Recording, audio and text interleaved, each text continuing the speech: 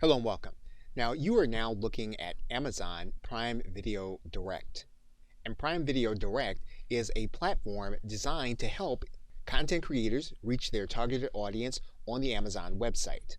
And while Amazon is known primarily for consumer goods as well as consumer video, you can also find targeted business content.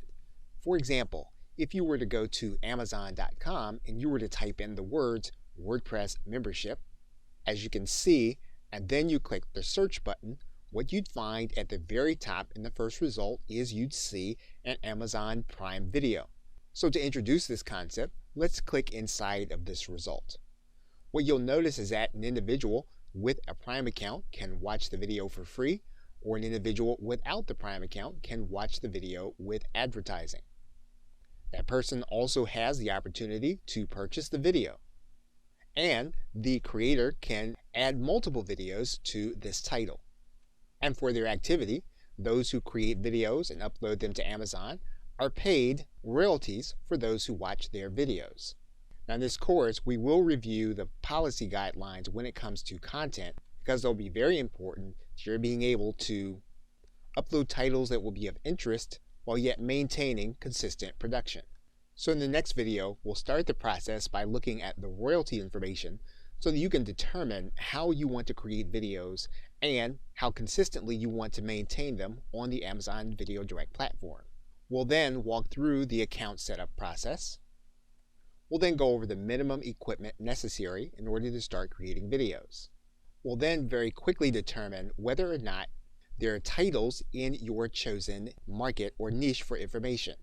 We will then work through the content creation process. So with that, we're now ready to get started working with Amazon Video Direct.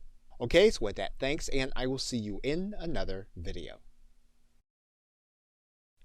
Hello and welcome. Now in this video, we are going to walk through a few tips that you can use when you are recording instructional style videos. And instructional style videos, you will be either narrating or you'll be discussing points as you scroll through your PowerPoint presentation or your presentation software. Now, there are a couple of settings that you are going to want to be aware of. The first is you're going to want to be aware of the Design tab. And if you're not using PowerPoint, you'll want to find the equivalent in the software you're using. In PowerPoint, you will notice that there is a diagonal button here that says Slide Size. You will want to make sure that you are using the widescreen size, mainly because this is how most videos are going to fit well on the screen. Now the other thing that you're noticing that is invisible to the recording of this video is that the monitor being used to record this video is 1920 by 1080, which matches the widescreen size. Now if you have a monitor that is of a different size and you're not recording on that monitor, you are going to want to use one that's going to be either a custom size that'll be proportional to the monitor you're using, or one that's very close in size, whether it is 4 by 3 or 16 by 9. Now another thing that you're going to want to be aware of is the transitions screen. And transitions are going to be seen as you move from slide to slide, not within the slide, but between the slides. Now, you will typically want to have no transitions, mainly because this can be distracting for the individual and you want them to be focused on the information while you narrate. The next tab over is animations. Now, when you have animations, what you're going to want to do is you are going to want to scroll through your points one at a time. So what we're going to do is we're going to place our cursor inside of this slide. And what you'll notice is that when we set our animations, we need to place our cursor next to one of the lines, and then we'll need to decide what our animation is. For example, we can use any of these animations. In general, you want to try to keep your animation as unobtrusive as possible. So you don't want to have something that's going to be a distraction. Now in this case, what we're going to do is we're going to use the float in animation. And you'll notice that these points float in one at a time. Now it's quite possible that you may not want your points to float in all together in one section. So for example, you'll notice that with line 1, you'll notice that there is a number 1. So this means that this will come one at a time. You'll notice that the number 2, though, coincides with both this point and 3 subpoints with it. And so how does that appear on screen? In order to illustrate that, we can just go to the slideshow, go to from the current slide, and we can see that all of these points go with the subpoints. And that may not be the way you want to do it. You may want to have it so that each subpoint comes one after the other. So if that's the case, we're going to hit the escape button. And what we're going to do is to go back to the animations. And we're going to place our cursor at the first subpoint. And when we do that, what you're going to notice is that we're going to go over to this Start tab, and we're going to use the tab that says On Click. When we click that, here's what you're going to notice. You're going to notice that the numbers have changed from 2, 2, 2, 2 to 2, 3, 4, 5, and then 6. And that means then that 3 will come after 2, and they'll all come one at a time. So, for example, if we go back to the slideshow, and we click the current slide, and we tab through, what we're going to notice now is that our points come one at a time. So to go back to the screen now, we're going to hit the escape button to go back to the slide. Now, it's quite possible also that we may want to use notes with our presentation. And if that's the case, we can go to the view screen. We can then go to this view that says Notes page. What you're going to notice is that there are 2 parts of our presentation now. And we can write in our notes for this slide. So if we want to narrate the slide, or we want to be aware of something while we are talking through the points, we can write notes in this area. This can be especially handy if we are using this as a handout, or if we are using this in a presentation. And in the next video, we'll show you how notes written on this slide can help you when you're doing an actual presentation. So to that end, we're going to write in some text here.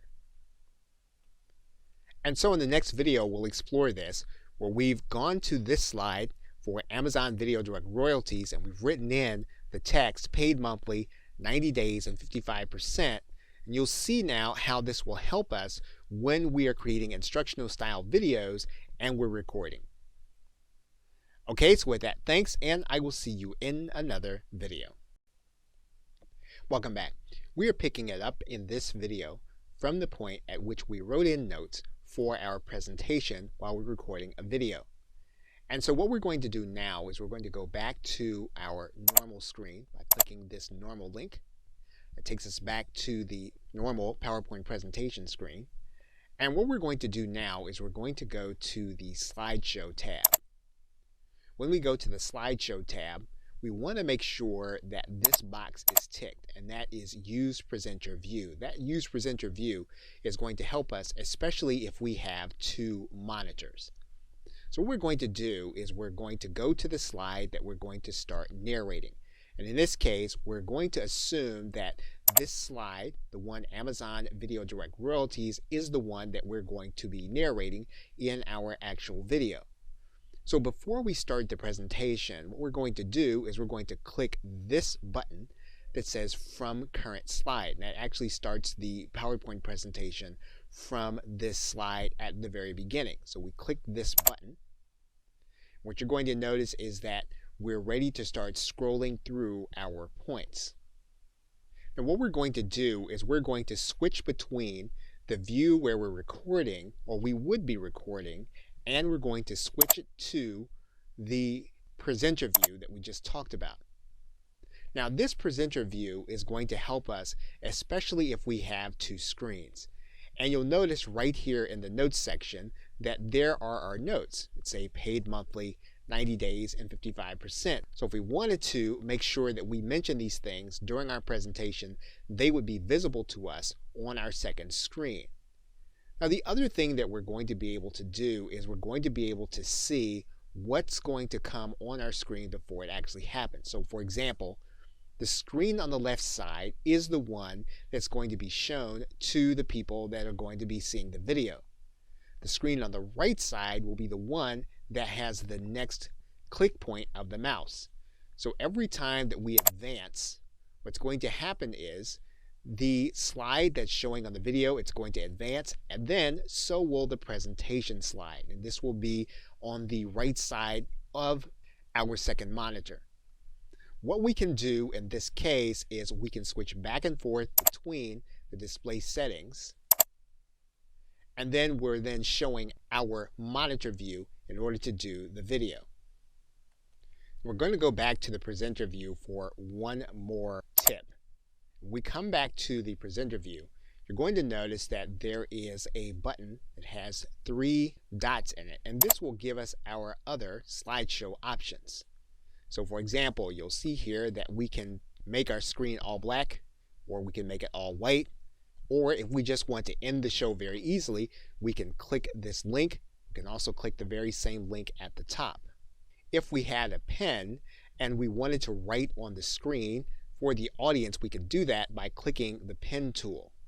And you can see that here just by us being able to write in on top of the slide. Now, this is very difficult to do in an orderly fashion, so you'll want to make sure that either you have a pen pad or you have a tablet where you have control over the pen, that you know how to make it look legible. And in order to switch back, what we're going to do, I'm going to switch back to the presenter view so you can see how we're going to do this. All you'll need to do then is to go back to your pen, and then you're going to make sure that you erase the ink on all the slide, and then your slide goes back to normal. So now I'm going to switch back to our PowerPoint view. And those are some ways that you can have additional control over your PowerPoint presentation while you're recording the video, so that you can add to the variety that your viewers are seeing. Okay, so with that, thanks, and I will see you in another video. Welcome back. Now, when you're recording demonstration style videos and you are displaying what is on your screen for the people who are watching your video, there are a couple of things that you will want. One of the first things you'll want to do is you'll want to make sure that you're using the highest resolution possible on the screen where you're going to be displaying your demo and narration. So for example, you'll notice here that for this monitor where we're recording the video, the resolution is 1920 by 1080, which is considered to be HD. If possible, that's the resolution that you'll want to use, or at minimum, you'll want to use 1280 by 720. Now, when you are demonstrating content on the web, one distraction that routinely happens to video creators is they show the address bar, and sometimes they even show typing. If you can avoid doing that, one of the ways that you can accomplish this is to set up any tabs that you're going to open before you start recording. So for example, we're going to open up 5 tabs. So you'll notice that we have open Amazon, Google, Facebook, and YouTube. One of the ways that we can record this is we can record this by going to our browser and hitting the F11 key, which will take us to full screen mode. What that does is that eliminates the address bar, and you can demonstrate your screen without your viewer seeing it. And one of the other things that you can do while you're using this mode is you can switch back and forth between tabs by hitting the Control and the Tab key. And you can move between screens. Control, then Tab. You move to the Google screen, Control, then Tab. You can move to the next, which is the Facebook screen, Control, then Tab, and we move back to the screen where we started. We can also tab through pages while we're in full screen mode. So for example, if we click a link and we go to some other pages, what we'll need to do now if we want to go backwards is we'll hit the Alt key and then we'll hit the left arrow, and that'll take us back one screen. We'll hit the Alt key and the left arrow, that'll take us back another screen. We'll click the Alt key and the left arrow, and that'll take us back to the very beginning. If we click the Alt key and then the right arrow key, that'll take us forward. We'll do it again, and that'll take us forward one more screen. If we want the address bar to appear again, we can click F11 and then our screen reflects the fact that the address bar is now visible. Now in the next video, we'll go through a few more tips that you'll need to record your demonstration style video. Okay, so with that, thanks, and I'll see you in another video. Welcome back. Now in this video, we're going to take a look at the recording toolbar. And to do that, we're going to open up our recording bar. And you'll notice that this is an active bar. So in other words, this is reflecting what is being recorded right now for this video. Now, where you're going to want to look going to be in this tools menu, and you're going to want to do this before you start the video. We're going to click tools, and you'll notice that the options key is grayed out. Now you're now looking at a screenshot of the options tab. And what you're going to notice is that there is a section here for inputs, and there's a section here for hotkeys. You want to make sure that you know what's in the hotkey section. Now what you can do with these hotkeys is you can make it so that all you'll need to do is to hit a particular button when you want to affect some kind of major change while you're recording. And in particular, while you're doing the recording, you may often need to pause. Maybe you need to collect your thoughts. Maybe you need to change direction in the presentation. And you want to be able to do this in an easy to remember way. So you can set up your pause key and the recording will stop while you collect your thoughts. And when you hit F9 again, the recording will start again. So you don't have to start all over again when you think you might have made a mistake. You can stop the recording by setting up your stop hotkey. Now these two keys in particular are important while you're doing demonstration style videos because by using them you can record your videos in one take and edit them in one take instead of starting them and then never quite finishing the video. Now lastly, you'll notice that the mouse is moving on this page. When you edit your video, you can edit so that this cursor will be highlighted. It can be highlighted in a magnifying glass or it can be highlighted in yellow as it moves around the screen. And so while you are demonstrating, you'll want to be aware of what this cursor is doing in case you re-edit the video by showing the cursor either being highlighted or magnified. Okay, so with that, thanks, and I will see you in another video. Welcome back. We are now looking at a video that's being edited inside of Camtasia 8. And regardless of your video editing software, you're going to have some decisions to make about editing. Now, one thing that we're going to do in the editing process is we're going to make sure that we edit in the highest resolution possible. And we're going to show you how to do this in Camtasia 8. You'll need to make sure that you can do the very same process inside of the video software that you own. Now the default settings in Camtasia when you start the final production process say 854 by 480. However, we want to make sure that this is going to be closest to our recording dimensions, which we should have done if possible at 1920 by 1080. So we want to make sure that we use those dimensions. Now, if possible, during the rendering process, we want to set our audio at the highest level that we can, and typically this is going to be right at 192 kbps. Now, in some cases, your video editing software will give you the option of being able to put metadata inside of the video file. Now, we will not have to do this because we'll be doing this inside of Amazon Video Direct. So where you have the project information, the author information, and even the iTunes information, you'll want to make sure that you have this correct for the upload process. You don't have to have it for the final production. And finally, for your video section, typically the default settings for a software application like Camtasia or Screencast-O-Matic will be correct from the start. However, you can make sure that your frame rate is going to be as high as you can if you can produce it at 30 frames per second or 15. Okay, so with that, thanks, and I will see you in another video. Welcome back. Now there are several instances inside of the screens where you're going to be uploading your videos where you are going to be required to upload some graphics for your videos. And you may want to have some of these graphics created. So this video is going to detail the graphics you're going to need for your account. So to create the necessary artwork, when you're creating episodes or episodic videos, you are going to need seasonal art. And those are going to require some specific aspects to the graphics. You're going to need a widescreen aspect.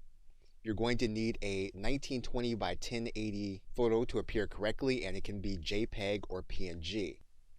Now, there's key art that you'll need to create that is also a 4 by 3 aspect ratio. That'll need to be 1600 by 1200, JPEG or PNG.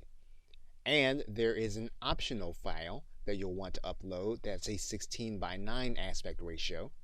It's 1920 by 1080, JPEG or PNG, and this is going to be a background image. It's only going to appear on the devices in order to convey mood. And you'll see the request for the 3 of these when you are uploading your image. You'll see one here in the key art area as well as the background image. Now, you can also include artwork for individual episodes.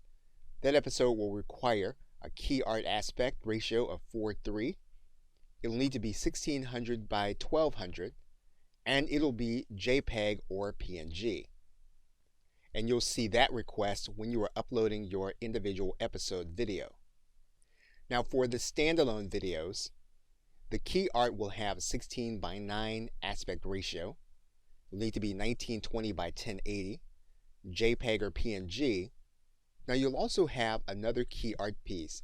This time though, it'll be 3 by 4 aspect ratio, so not 4 by 3. That means then that the art will be 1200 by 1600. And again, you want to pay attention to that. It's a little different than the other size. That'll also need to be JPEG or PNG. Now, there's also space for a background image, and it'll need to be 1920 by 1080, JPEG or PNG. And once again, it's going to be optional because it's only designed to convey mood on certain devices. And you'll see that here in the standalone upload section, where the second key art piece is 3 by 4. Now there's also a landing page that you're being given and you're going to be able to use along with your videos that will require you to have a logo. That logo will need to be 950 by 250. You'll need to use a PNG with a transparent background. You're also going to have a background image that will need to be 3000 by 600, as well as another background image which is 1920 by 720. So one question is, well, how will you create the designs? Now what you can do is you can hire out the base design. You can hire those designs out on Fiverr or the Warrior Forum in the Warriors for Hire section. Now when you do hire out these graphics, you want to make sure that you ask for the PSD file. In some cases, the designer may ask you for additional funds to do that, and it's actually going to be worth it for you to get those PSD files, because you will then be able to adapt them and brand them for future designs when you do more videos. And you'll be able to keep a consistent design across all of your videos. Now to do this, you are going to need some graphic editing skill, not a lot, but a minimal amount. And you'll need some kind of graphics editing application, something like Photoshop or an equivalent one. Now another way for you to create the designs is to manipulate existing designs. You can use private label rights content where you have PSD files or graphics already, and you can change those designs to reflect your videos. If you have some kind of graphic design software or application, this will be fairly easy. What you'll need to do is you'll need to use the flat PSD graphic, and by using that graphic, you'll be able to manipulate the design for the different sizes. Of course, you can also use a design program like Canva where you can do the design yourself from scratch. And of course, you can always use a hybrid version of all of these methods. You're now looking at a flat graphic design from a private label rights product inside of Photoshop. And what we can do is we can go and open a new file is going to be one of the dimensions that we need. So for example, we would go to this file area. We're going to click new. We're then going to open up this new size, and we want this new size to be 1920 by 1080. We're going to click create. And then what we're going to do is we're going to go back to our flat design. We're first going to select all. We're going to then copy merged. Then we're going to go back to our new design, and then we're going to place that design and paste it in. Now this is a 1920 by 1080 image, and so we want this design to be able to fit what we're trying to do. Now, when you have a PSD file, you can manipulate the size of this file without losing the proportions of the graphics and the text on the design. So for example, what we can do is we can zoom out of this design, and then we can grab the handles and we can manipulate the design in order to fit our canvas. We can make sure that we keep the aspect ratio in Photoshop.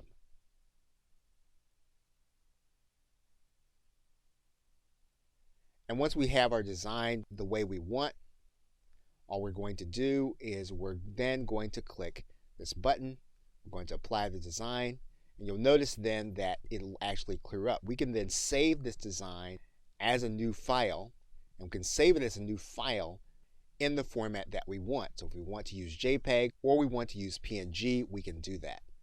So again, if you know how to manipulate a design here, and you can actually go into the title and you know how to change the title and some of the letters and maybe even one of the images, this is an easy way to take a professional design and turn it into one for your videos. And it also demonstrates the fact that when you get a PSD file from the designer, all you'll need to do then is know how to manipulate that design so that you can begin placing it on all of your videos.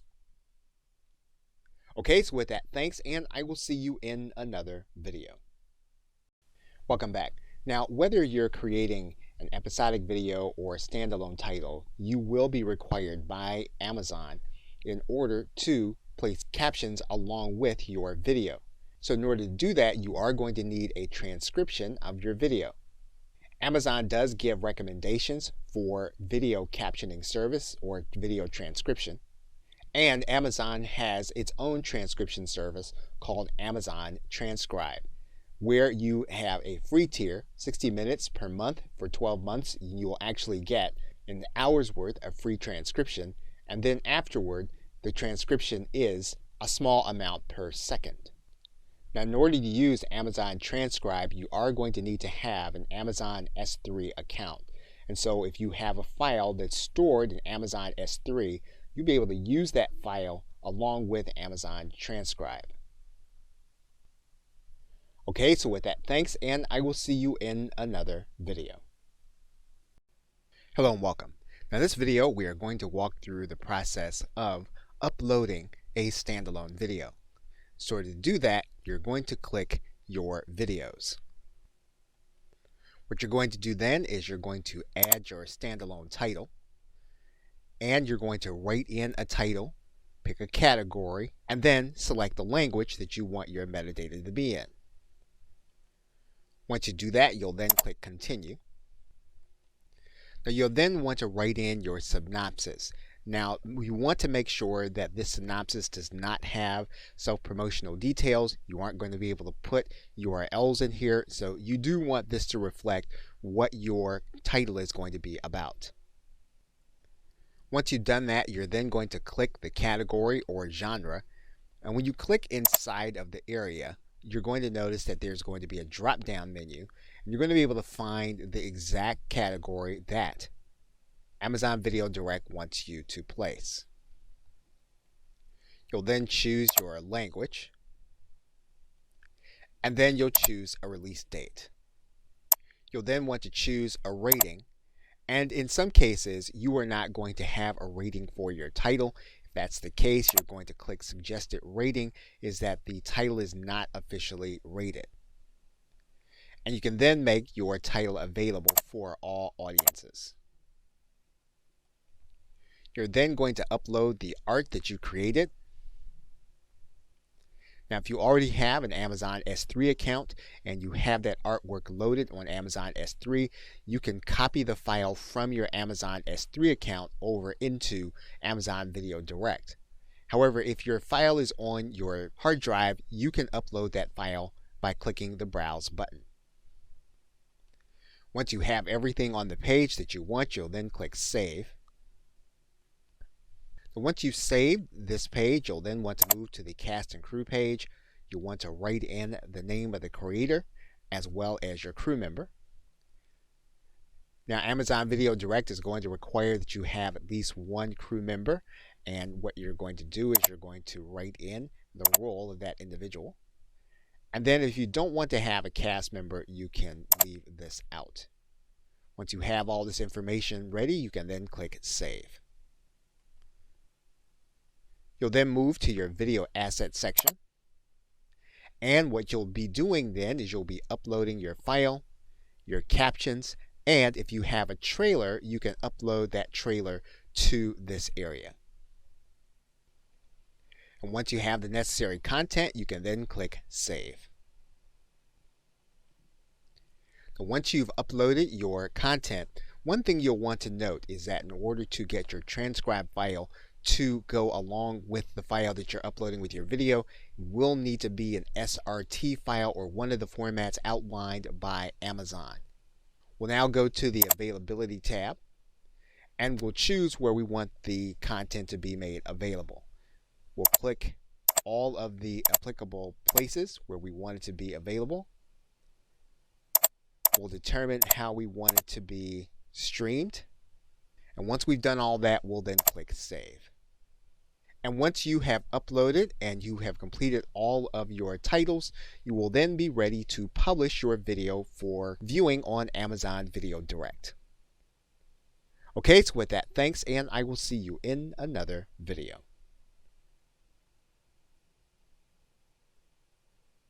Welcome back. Now in this video, we are going to produce an episodic video title. So to get started, we're going to click Your Videos. We're then going to click Episodic.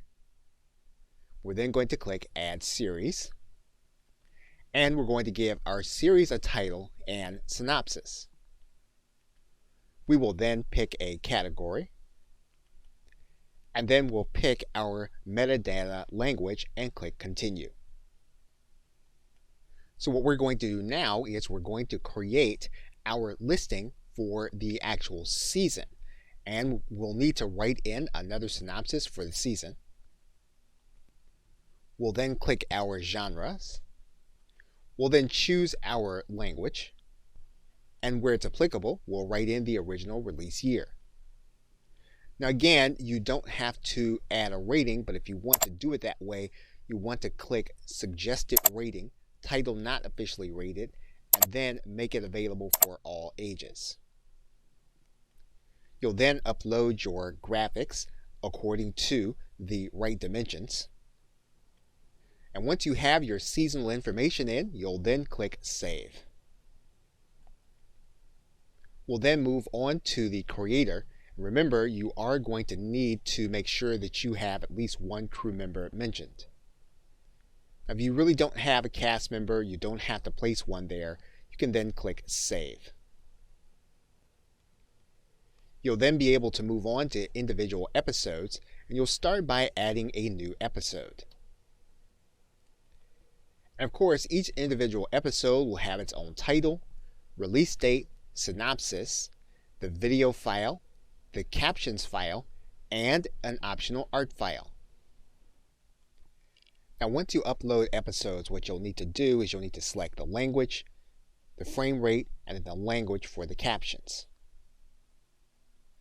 Again, you'll want to make sure your transcription is going to be an SRT file, and then you'll click Save.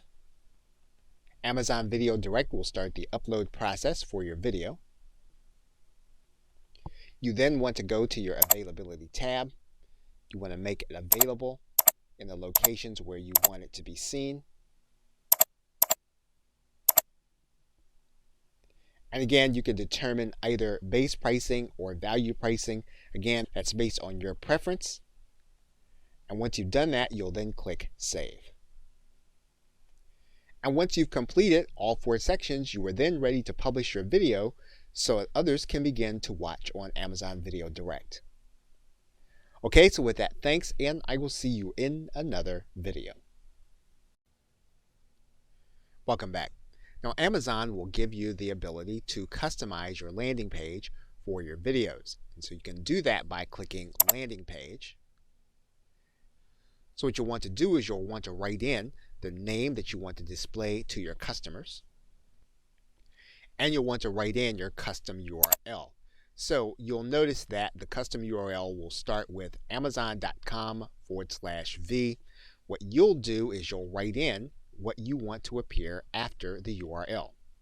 Once you've uploaded all your logos according to the dimensions that Amazon gives you, you're going to take note of how it's going to appear on the actual branding. Now, we've uploaded some dummy images, but you'll notice that the logo appears right in the middle of this preview, and then it appears right in the middle of this web preview, and then your background images appear in these areas.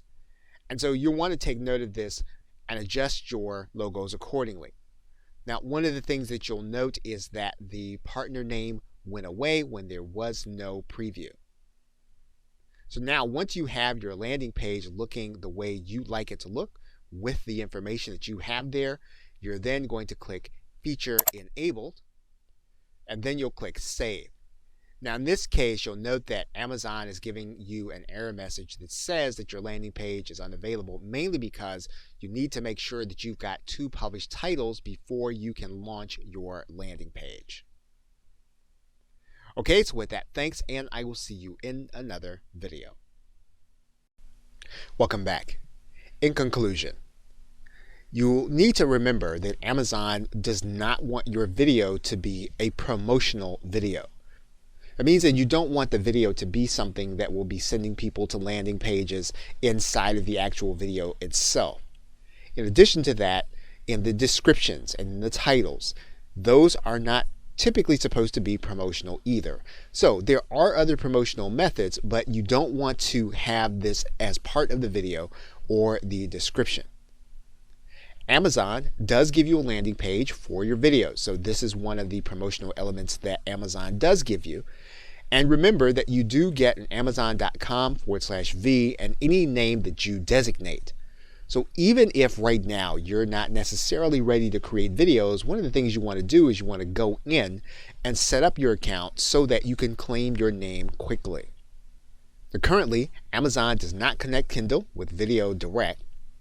However, you will see similar subject matter appearing together on the page. So one of the things that you can test is if you have something in Kindle, you want to keep it very similar to something that you have in Amazon Video Direct to trigger suggestions for the actual customer.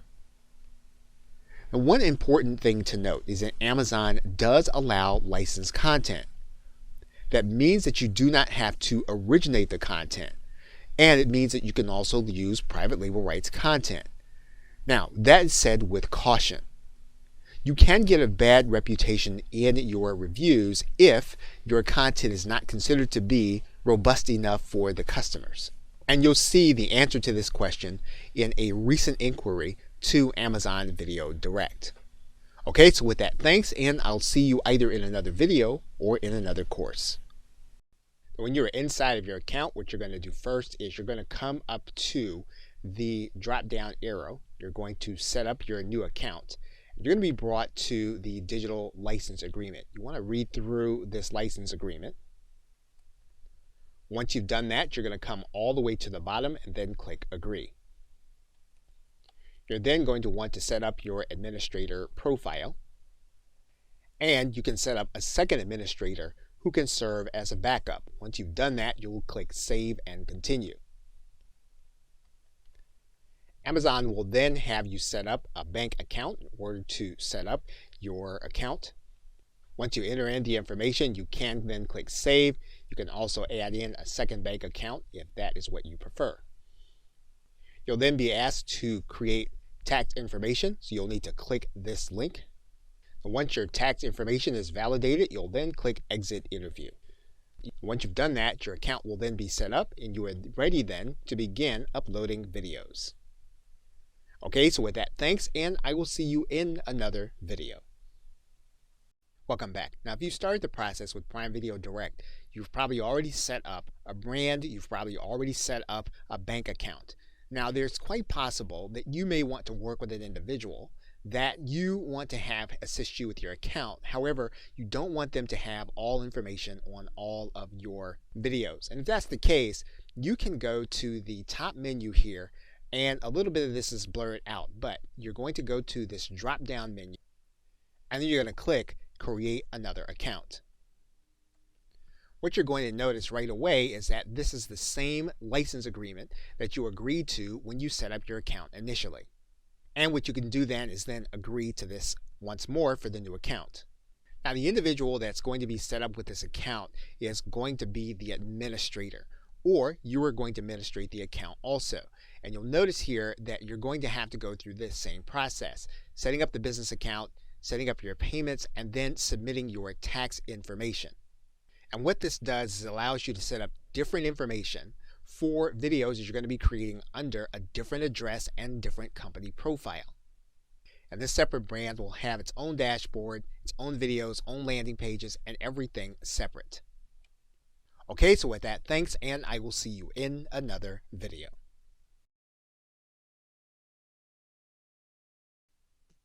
Welcome back. If you go inside of your account settings, you'll notice that you have yourself as an administrator, and you may have someone that you invited. You can invite other individuals in order to help you manage the account. In order to do that, you're going to click Invite Users. You're going to write in the individual's name and email address. And once you've entered that individual's name, you're going to select a role for them. Now, you can make for them a custom role. You can make for them an administrator role, or you can make it so they can look at your account only. Now, for the sake of this video, we're going to choose a custom role, and then we're going to determine what we want them to see. And in this case, we're giving the individual access to the ability to add, modify, and publish video titles so that they can help us to manage the account. We're not going to give them access to sales reports. We're not going to give them access to the ability to add new users. We're not going to give them access to any banking information. Once we have all that, where we want to determine how the individual is going to interact with the account, we're then going to click Send Invite. Then that individual will reflect an invite pending. Now, the individual is going to get an email asking them to click a link to accept your invitation. They'll then click this link. Now, if the individual does not have an Amazon account, they'll need to create one, or they can use their existing Amazon account. Then the person that you added will then have access to your Prime Video Direct account. And if you refresh your page or hit F5, you should see that the individual is then part of your account. You can always go in and edit their custom settings. Okay, so with that, thanks, and I will see you in another video. Hello and welcome. Now, in this video, we want to discuss some of the equipment you're going to need in order to create videos. Now, obviously, you can create them as elaborately as you want. However, if you're creating them for your business, you do have a minimum level of equipment you're going to need, and that's what we're going to cover in this session. Now, assuming that you already have a computer and or a smartphone, you are going to need a way of being able to capture audio. And typically, you're going to need some kind of noise canceling headset or microphone. And you can get one like the one that's pictured, the Plantronics Audio 355. It goes into most PCs and Macs. Now, even though the Plantronics is noise canceling, you are going to need something like a pop filter or something to capture the noise and wind. And you can do that very easily with some kind of windscreen, which you can get inside of a site like Amazon. Now, it's quite possible that your laptop will not have jacks for an audio headset. They may have a USB port, and if that's the case, you can buy an adapter for your stereo jacks so that they can go into your laptop. Now, one of the things that will make recording your videos much easier is to have a second and or third monitor. And you can get travel versions of the monitor in 1080 or high definition by looking for a travel monitor with 1080p. Now you'll need to be careful when you're looking at these monitors because most of them don't come in high definition, and you'll need that in order to record your video properly. So make sure that you're looking for one with high definition and that it actually travels with you wherever you go. If you're recording yourself or you're recording some kind of activity, you'll be able to use an external webcam that does not depend on the resources of your personal computer. And you can get one in the Logitech C930E. Of course, you can get something that's a lot more elaborate than this, but this is a very easy and affordable choice in terms of a webcam. Now, the webcam that we just mentioned, it actually adjusts to the lighting. However, in most cases, you are going to need to be able to throw some kind of light on your subject, even if it is you. And you can do that very easily and affordably by getting a number of what's called a clamp lamp to place around your recording area. If you need to soften the light that comes from the clamp lamp, you can do that with a pair of white hosiery. In order to neutralize your background, you can do this very easily and affordably with what's called a shoji screen. And once again, this is according to preference, but this is a very neutral background that anyone can use in order to take away the unprofessional look from their background. And if pricing is an issue to find these items, you can use a meta search for both eBay and Craigslist. Depending on where you live in the world, you can type in your search phrase to searchtempest.com or all of Craigslist. Now, you are going to need some kind of recording and capturing software to run on your Mac or PC. You can find one of the most commonly used applications in TechSmith Camtasia. Now, because TechSmith Camtasia runs over $200, you'll be able to pick up a screen capture and editing program for much less than that if you choose to use Screencast-O-Matic, which again does all of the functions in terms of capturing video, capturing your screen, and giving you the opportunity to edit your content. If you're going to give your presentation while you're creating your videos, you're likely to use a free application on Google, such as Google Docs or Google Slides, or of course you can use Microsoft Office and PowerPoint. Now, if you're already a user of a webinar application, you can use this feature to record your videos even though you do not have features to edit the videos in sites like GoToWebinar. There's similar paid applications such as Zoom and free applications that you can record your screen such as Google Hangouts.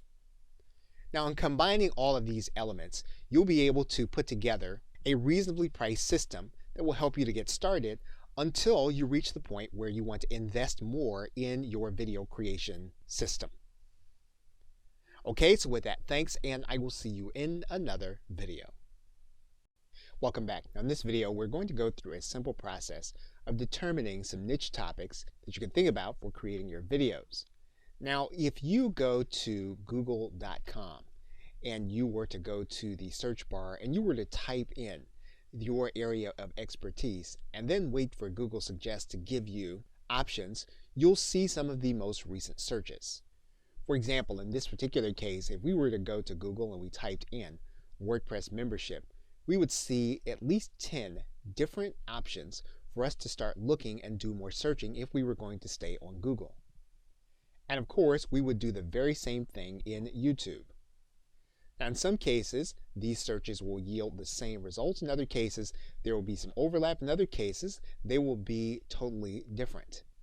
What you want to do when you have determined some of the search terms that you want to start looking for, you want to go inside of Amazon Prime Video Direct. But we're going to do this a little differently. We're going to put in our search term. When we put in that search, what you're going to notice is you're going to notice some Kindle book activity. You'll see some physical copies of information. And then at the very bottom, you'll also see that there is a listing here for Amazon Video Direct. You'll see some other activity for Amazon Video Direct. And so what you will begin to see is whether or not there is going to be room for you to place your video content on a specific search. And of course, we can find other Google starter search terms by using sites like Google Trends. So basically what we're doing is we're leveraging Google to find out what has been recently searched, and then we're working inside of the Amazon site to determine whether or not we can place content in those particular searches. And very often you'll see that depending on what your subject area is, your content may be all that will be in a specific classification. Now in some cases, if you do a search in association with Amazon Kindle, you will find some video associated with your subject. Although currently this is not typically the case, there are going to be times where you'll see video as a recommended item. For example, Amazon will show an individual feature recommendations based on their browsing history. Okay, so with that, thanks, and I will see you in another video.